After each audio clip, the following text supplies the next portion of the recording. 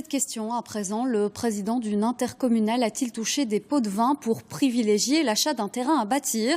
Une affaire de corruption présumée touche l'intercommunale Carolo Umani, spécialisée dans les soins de santé.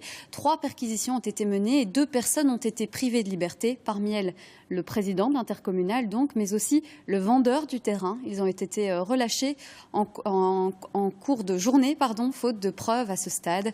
Les explications avec Philippine Wambercy et Julien Malpa.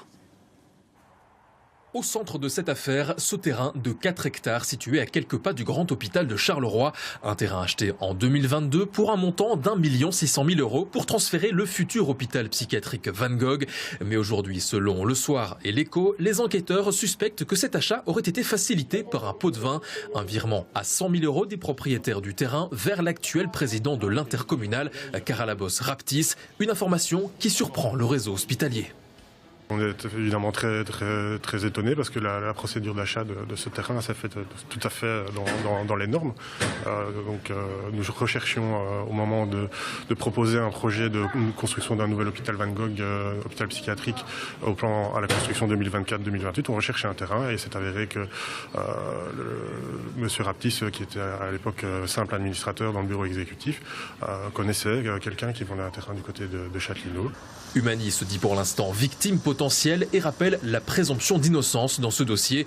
Ce terrain a pourtant rapidement soulevé des interrogations car une fois acheté, il est finalement jugé trop pentu, inapte pour y construire un hôpital psychiatrique.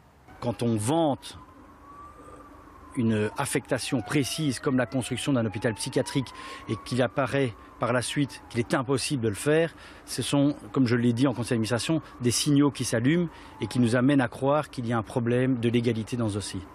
Cet administrateur a donc rapidement commencé à poser des questions. J'adressais donc des courriels à la fois à la direction mais aussi au président du conseil d'administration de l'époque. Est-ce que vous avez des réponses? J'ai surtout eu comme réponse que je devenais agaçant. Le président d'Umani et le vendeur du terrain ont finalement été relâchés, faute d'éléments suffisants à ce stade, mais l'instruction se poursuit.